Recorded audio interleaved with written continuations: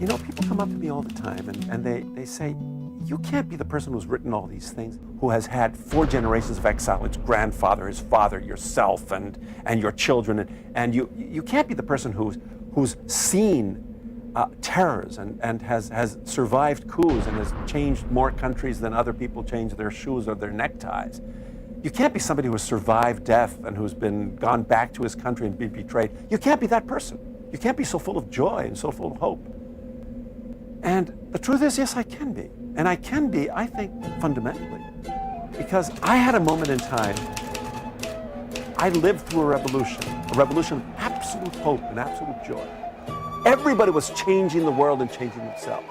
And there's just nothing like it. To watch illiterate peasants feel that they can be the owners of the land, to watch workers feel that they can be the owners of the factory where they work, to watch intellectuals like myself feel that they can be the owners of the imagination and of the mass media and of the whole country air and of the words, there's just nothing like it.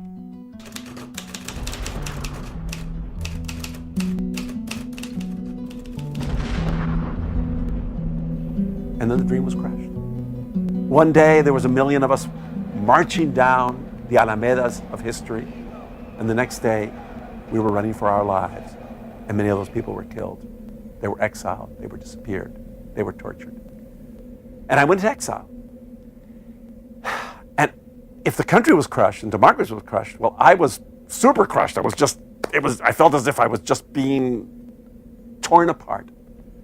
And for me, the main problem as a writer was that I became silent. I lost my voice. I didn't know what to say.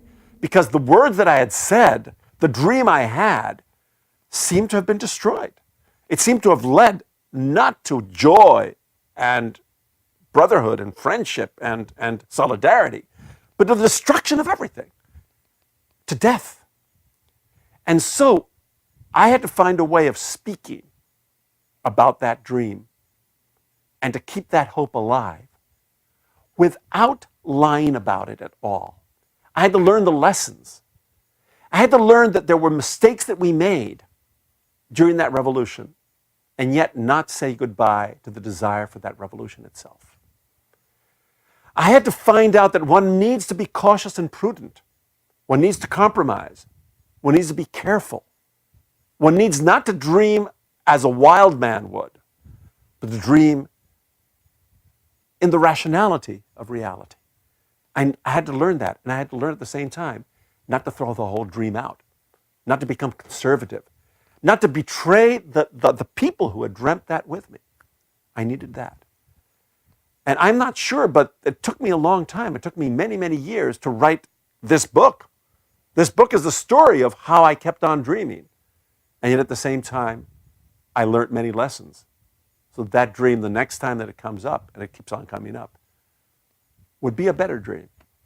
Would be a dream that would be within the confines of what can really be possible. And yet I continue to think that everything is possible. You just have to learn. You have to learn many things.